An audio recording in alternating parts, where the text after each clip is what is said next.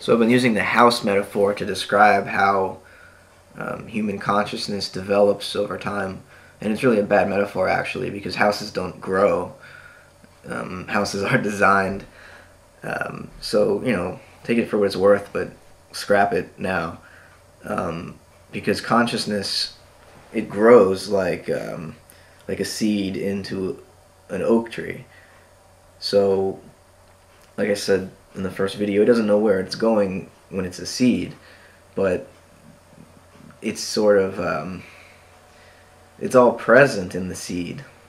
The tree is present in the seed, but the seed doesn't experience itself as a tree yet, and so it doesn't know what a tree is, because knowing what a tree is being a tree. So it's the weird nature of telos that it's not entirely external to the actual material stuff itself. It's not foreign in time either. It's not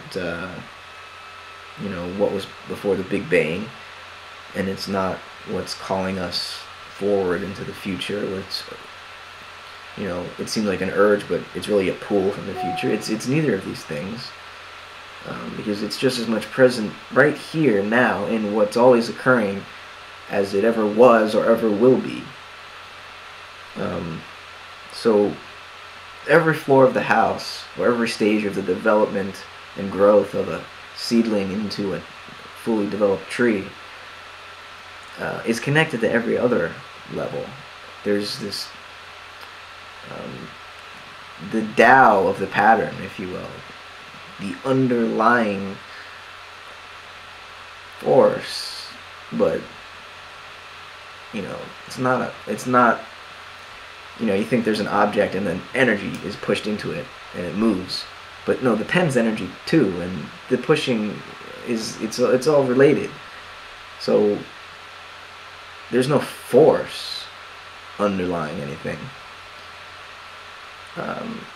because a force always has to come from somewhere else, and there's nowhere else to come from. It's all connected. A force has to push you from behind or pull you from up ahead. It can't be one and the same as the thing that is pushed or the thing that is pulled. So the Tao isn't a force, but it's this it's what's happening.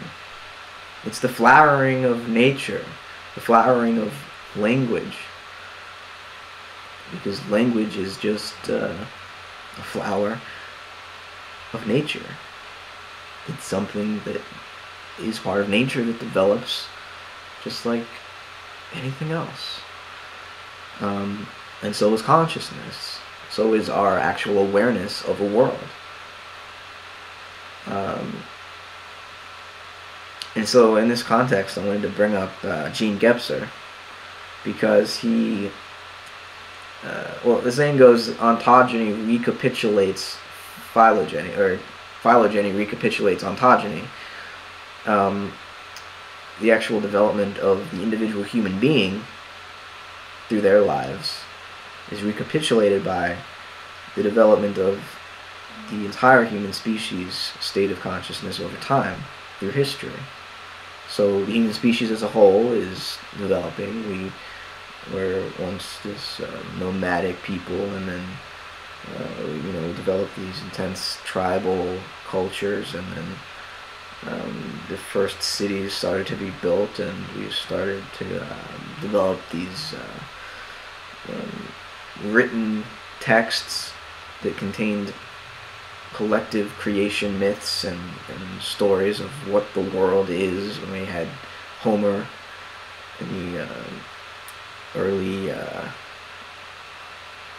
Greek times creating the Iliad and the Odyssey, and then we have the first philosophy developing. Plato and Socrates start to actually use logic and think for themselves. They're upon the second floor now. They're thinking for themselves. They're being self-conscious. They're writing themselves. Instead of Homer writing everything,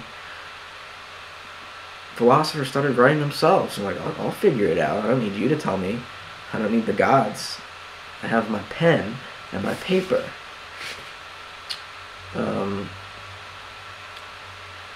So I'm going to read Jean Gebser, because he wrote this book, The Ever-Present Origin, about how the human species as a whole developed over time.